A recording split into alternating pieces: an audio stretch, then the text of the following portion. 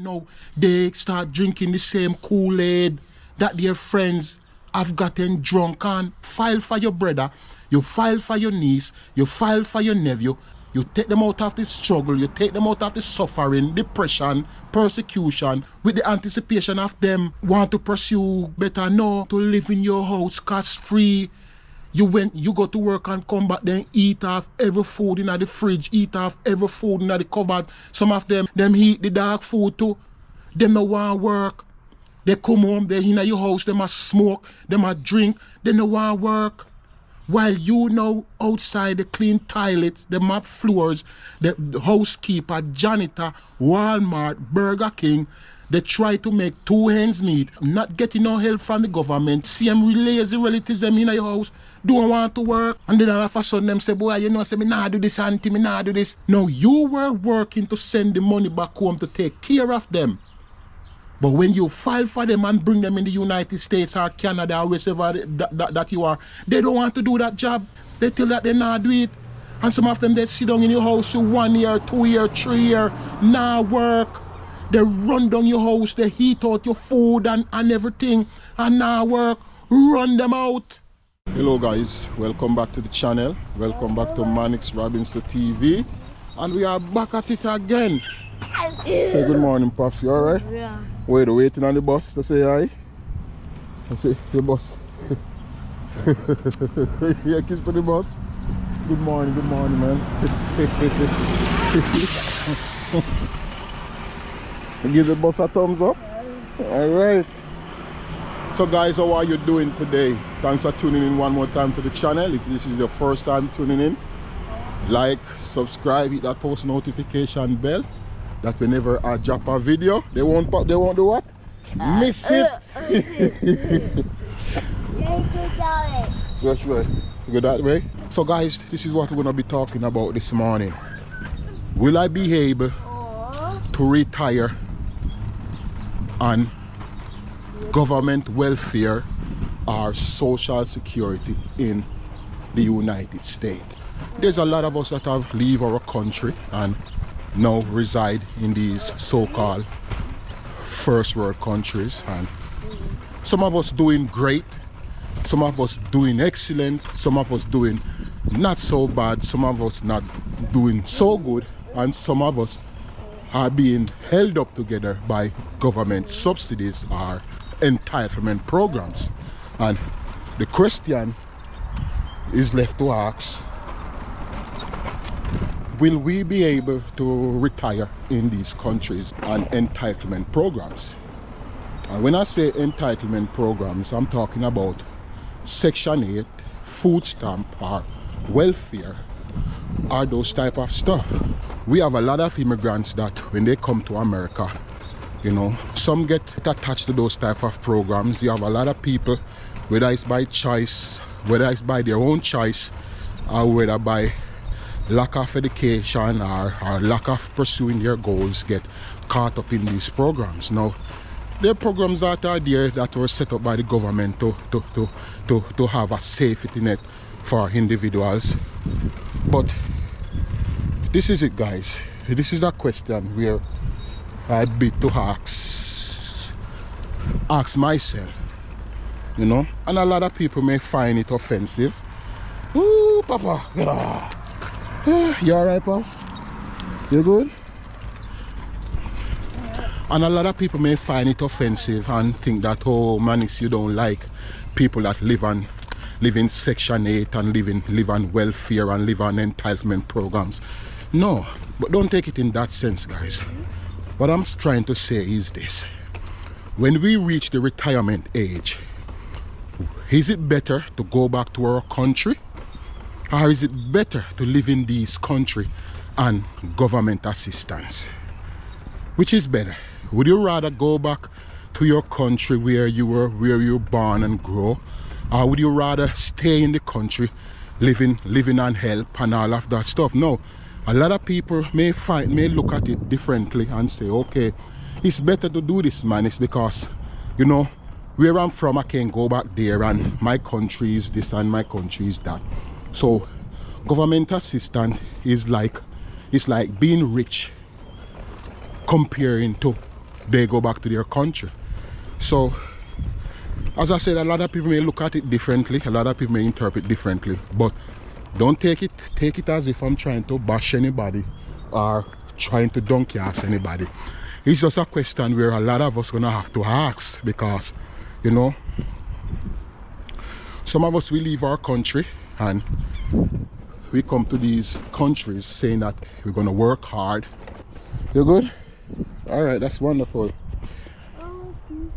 Pizza this early, bro? What? Do better. We want to achieve better. We want to make something better for ourselves, and we're gonna make our part and carve our way out. And it is sad to say that some of us, we come to this country and that great spark of wanting more, to get more, like it died or it diminished or something like that. A lot of us, we leave our countries or our islands and migrate or immigrate to these so-called first world countries with the dreams and aspiration of achieving something, to make something of our life, to build a house back home in our country, to start a business, or this or that. And a lot of us, we ending up losing that spark. We ending up losing that great desire to achieve something. A lot of us, we lose that ambitious drive that causes us to migrate to these countries. And what caused us to lose that spark, I don't know. But you good, Papa? But it's a question which every one of us should ask ourselves, like, when did we reach or how did we allow ourselves to be entrapped or enticed by a certain way of life? You know? There are a lot of people that living in the United States, from Jamaica, from the Caribbean, that we came here saying that we want to get the best, we want to achieve the greatest, and we ended up getting lost in the system so much that even our relatives back home think that we are dead. When did we lose our spark of achieving, our spark of gaining something better than what we left behind? You know, some of us, we came out of great suffering, great poverty, and we were able to get the opportunity to go or to migrate to one of these countries where the opportunity is much greater than where we are coming from. And it's like we ending up going backward in a sense that rather than striving to attain something better, it seems as if we take on the same way of life that we left behind. And it makes us wonder, like, what is going on? We live out of poverty in Jamaica or anywhere that we're from, and now we ending up in some of these countries living on government assistance, living on welfare, living in Section 8, living on food stamp. And it makes you wonder, I leave all of this stuff behind and then come to this country, and it's like I am repeating the same old stuff. The only thing is different, that it's a little bit better than what I left behind. But when you look at it, it's the same way of living. But the question that I'm asking, guys, when we retire, what would be better for us? To go back home to our country to live out our last days? How would we rather live in the same handout situation in the country that we're in? And let us be aware of it, guys. A lot of these big countries that we're living in, they're cutting back on their welfare programs. They are cutting back on their entitlement programs. So a lot of us that are sitting in this country thinking that, oh, it's gonna last forever, I'm gonna live in free housing, I'm gonna get food stamp, I'm gonna get handout and ray, gear up, guys. The change already started, and in so much that a lot of us will have to rethink our strategy.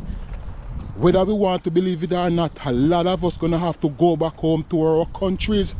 So if wheresoever that you are, and you are able to build up a little house or to start up a little business in your country, you need to get up off your butt and start doing something right now, because the shifting is not shifting in a lot of us' favor. Me, rather than coming and sitting in America and wanting taxpayer dollars to take care of me, I rather clean toilets, guys. I rather clean toilets. Seriously, But you have some people that leave their country and come to this country. They would rather taxpayer dollars take care of them than them finding a job. It's the same handout way of life or handout thinking some of us take to these countries. Believe me, guys. Believe me. I'm not bashing anybody and I'm not throwing word out against anybody. But we have to face the music, guys. A lot of us won't be able to stay in these countries when we retire. Even if some of us are gaining social security, our pension, our 401k, the amount what we will be getting if we have a mortgage or a car payment or a lot of us won't be able to retire in this country. Some of us we're gonna have to go back home to our country so that we can get more for our dollar. But the craziest thing about it, guys, look at this, guys, look at this. You have a lot of people from these countries that when they get their social security and their pension or their 401k, some of them, they know that it won't be able to suffice them. So guess what they do? A lot of them, they find these so-called third world countries and buy up properties, buy up houses, start a small business. But those of us that are born in these countries, we don't want to go back there because we say, no, I don't want to go back there because it's too bad and this and that. But I encourage anybody, rather than live on government assistance and handout and free, it's better to work hard and leave a legacy behind. Yeah. And I'm not here to say, oh, everybody's the same. Don't misunderstand me. A lot of us, we leave our country with the drive to say, or with the aspiration to say, we're gonna do something better with ourselves. We're going there so that we can make something better of ourselves and also create a better way of life for our family back home. But some of us, we find ourselves hanging around the wrong crowd. We have the wrong friends. And then for some reason, we lose our drive. We lose our zeal to gain. We lose our zeal to achieve. And then we get lost in the system, guys. Even if we're living in Section 8 and we're getting food stamp or we're living on government assistance, take a little of the money out of what you get in and start a little project back home in your country, build a little house. But don't wait until when you use out all of your working years and then your back is on the mattress looking up in the ceiling. You're gonna say, if you didn't know, there are a lot of us right now in the nursing homes in these countries, in the homes of some of our relatives, bedridden, looking up in the ceiling and saying to ourselves, if I didn't know, there are a lot of us right now living abroad, living in some of these big countries. We have relatives right now who overseas in the nursing home right now and their last breath looking up in the ceiling, like retracing their life and saying, if I get another chance I would do better, or if I didn't know. Guys, it's a question in which all of us gonna have to sit and evaluate and get some answers, because time wait upon no man, guys, and when we think it's peace and safety, as sudden destruction. Let me tell you something. I'm in America and what I do for a living, 2 jobs, doing this, doing that, cleaning toilets. There are a lot of people that leave their country. They say, oh, I will do anything, I will work hard. And when certain jobs, they say that they will not do it. They will rather sit down and depend upon handout. There are a lot of us who leave our country when we were suffering and getting battered by starvation, oppression, depression, persecution and all of that stuff. We say that, yo, if I get the opportunity to reach, I'm going to work hard, I'm going to do this and I'm going to do that. And when the opportunity come, guys, it's like some of us say, yo, I'm not doing this, no, I'm not doing that, that is not a job, I'm not doing that, I can't do that. And some of us, we ending up on the government paycheck, We want the government to take care of us because some of us, oh, we start talking about, I'm not doing that. I'm not cleaning on toilet. I'm not going in the supermarket. I'm not going to work at Walmart. I'm not going to Burger King. I'm not going to do this. I'm not going to do that. But guess what? While they were at home in the struggle, their relatives in this country doing the same thing, doing the same job, sending the money, give them. They had no problem taking the money. But the family now file for them, take them into this country that they're now in, and all of a sudden they are telling their relatives, I'm not doing that. Some of them, they want to leave their country, come to where you are and live in your house, living for free. Don't even want to help to pay the bills. You take up some of your relatives, you file for them, and they come up, and some of them, they live in your house, telling you that, oh, they're not going to do this, oh, they're not going to do that. Some of them, they start hanging around friends. They start drinking the same Kool-Aid that their friends have gotten drunk on. You file for your brother, you file for your niece, you file for your nephew. They came up, you take them out of the struggle, you take them out of the suffering, depression, persecution, harassment, and all of that stuff, with the anticipation of them want to pursue better, no, to live in your house cost-free. You go to work and come back, then eat off every food in the fridge, eat off every food in the cupboard. If you don't mind, you probably had the dark food in the fridge. Them eat the dark food too. Them no want work. They come home, they in your house, them a smoke, them a drink, they no want work. While you know outside the clean toilets, the mop floors, the housekeeper, janitor, Walmart, Burger King, they try to make two ends meet, getting no help from the government, and the same lazy relatives them in your house don't want to work. And then all of a sudden them say, boy, you know, say me nah do this, auntie, me nah do this. Now you were working to send the money back home to take care of them. But when you file for them and bring them in the United States or Canada or wherever that you are, they don't want to do that job. They tell us that they tell that they not do it. And some of them, they sit down in your house for 1 year, 2 year, 3 year, not work. They run down your house, they heat out your food and everything, and not work. Run them out. It's a question that we all have to ask ourselves, guys. When we reach the retirement age, is it better to live on government assistance or entitlement programs, or is it better for us to go back to our country? It's a question in which a lot of us gonna ask ourselves. You have a lot of people right now who have been working for how many years, and you know some of them haven't been working. Leave their country, been in this country how many years? Some of them have never worked.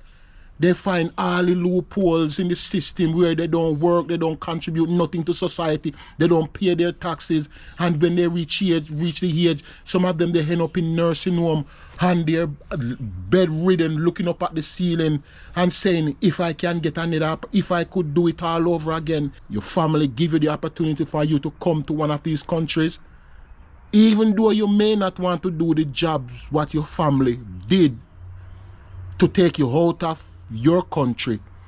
You can pursue something greater, man. Don't get caught up in the system of oh, I'm not doing this, I'm not doing nothing, and you want to sit down and live free. Do your part, man. There's a lot of people right now wish they had made better decisions. You have people right now want to go back home to their country when they retire, but they can't because they have nothing back home. Some have burned their bridges behind. So a lot of them ending up in nursing home, dying by themselves. Some of them at home with relatives, stuck in the basement, can't do nothing, waiting to die. So it's a question that we all have to ask ourselves, guys. I know if I am alive and reach the retirement age in America, I won't be able to live off my social security and my 401k. I'm going to have to go back home to Jamaica. Seriously, guys, I'm being honest. I'm going to have to go back home to Jamaica because you can get more from the dollar in Jamaica than what you get up here. Seriously. And it's a sticky topic where everybody have their views and opinion on it. But speaking for myself, and you have a lot of people say, oh, they're not doing that, they better stay here. It's everybody's choice. But I've been around a lot of people that they say that they want to go back home, but they don't have nothing to go back home to. So they ending up in the nursing home by themselves where they don't have even nobody to come look for them. Some of them they're at family home get tucked away in the basement or in a little room. That's where a lot of them gonna die. It's a question that we all have to ask ourselves, man. And I encourage all of my friends, whether you're doing that right now and you can save some money and build up a little house back home in your country or start a little business, I implore you to do that because time wait and no man. Time wait and no man, guys. So guys, stay tuned. Have yourself a blessed one.